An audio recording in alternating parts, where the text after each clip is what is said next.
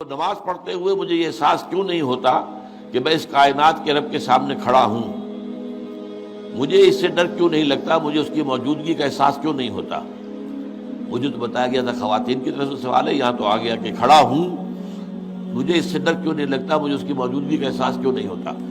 اس کا تعلق ہے یقین کی گہرائی سے۔ اس پر حقیقت ایمان کے ضمن میں میری ایک کتاب بھی موجود ہے، اسے پڑھیے۔ اور میں نے پچھلے دنوں 40 نبوی جو ہے اس کی جو حدیث کا درس میں دے رہا ہوں جمعے کے خطبات کے اندر، اس میں بھی اسلام اور ایمان پر بڑی مفصل بحثیں میں نے کی ہیں، اس کے بھی آڈیو ویڈیو موجود ہیں۔ ایک ہے ایمان جس کو آپ کہیں گے لپ سروس، زبان سے ہم کہہ رہے ہیں کہ ہم نے اللہ کو مانا، رسول کو مانا، قرآن کو مانا، کتاب کو مانا، نبیوں کو مانا، آخرت کو مانا، روز قیامت کو مانا، جنت کو مانا، دوزخ کو مانا۔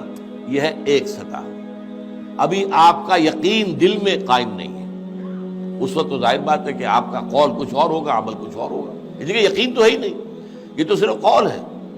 ذالک قولہم بافواہہم، اپنے منہ سے بات آپ نکال رہے ہیں صرف، لیکن یہ دل میں نہیں ہے۔ اچھا، اب دل میں اتر جانا بھی اس کے درجے ہیں۔ اس درجے اتر جانا کہ آپ ہر وقت یہ محسوس کریں کہ اللہ مجھے دیکھ رہا ہے، یہ ہوگا تو یقیناً پھر آپ کو نماز میں بھی لطف آئے گا۔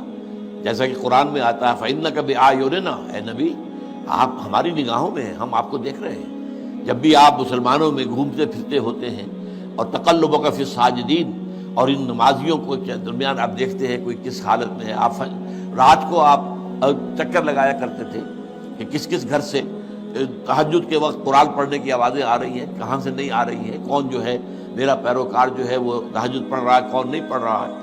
اسی میں وہ واقعہ آتا ہے کہ آپ گزرے حضرت ابوبکر کے مکان کے پاس سے، اور مکان آپ کو معلوم ہے وہاں کوئی کنالوں میں تو ہوتے نہیں تھے، وہ تو چھوٹی چھوٹی جو ہے وہ جھوپڑیاں تک سمجھ لیجئے، معمولی سے مکان، بہت وہ ایک دو کمرے کے جو ہے کوٹڑیوں کے، کمرہ نہیں کہنا چاہیے، مکان۔ تو ظاہر بات ہے اس کے اندر اگر کوئی شخص قرآن پڑھ رہا ہے تو باہر سے گزرنے والا سنے گا۔ تو حضرت ابوبکر کا آپ نے دیکھا کہ بہت آہستگی سے پڑھ رہے ہیں، حضرت عمر کو دیکھا کہ بڑے زور شور سے پڑھ رہے ہیں۔ تو اگلے دن صبح فجر کے بعد پوچھا کہ ابوبکر تم یہ اتنا آہستہ کیوں پڑھ رہے تھے؟ انہوں نے کہا میں اس کو سنا رہا تھا جو سنتا ہے۔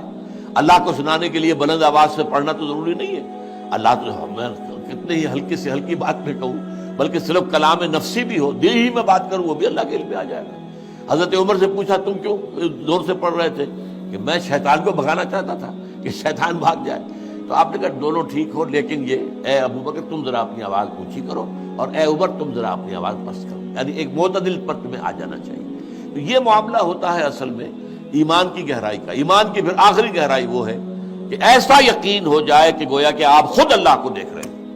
یہ جو احسان کی تعریف بیان کی حضور نے حدیث جبرائیل کے اندر، ان تعبد اللہ کانک تراہ فإن لم تکن تراہ فإنہ یراک، اس حالت میں اللہ کی بندگی کرنا، اللہ کے لیے بھاگ دوڑ کرنا، ان تعمل للہ کانک تراہ، ان تخشى اللہ کانک تراہ، اللہ کا خوف تم پر اتنا ہو جائے گویا کہ تم اللہ کو دیکھ رہے ہو۔ اب آپ اندازہ کیجئے کہ جب قیامت میں سارے پردے اٹھ جائیں گے، جہنم بھی ہمارے سامنے ہوگی اور جنت بھی سامنے ہوگی، وہاں بھی کوئی کفر کر سکے گا؟ تو ظاہر بات ہے کہ جب اللہ تعالیٰ کو دیکھنے کی حد تک کی کیفیت پیدا ہو جائے، یقین کا وہ درجہ، تو پھر اس میں کوئی غلط کام کرنے کا امکان نہیں ہے۔ سبحانک اللہم و بحمدک، نشہد ان لا الہ الا انت، نستغفرک و نتوب الیک۔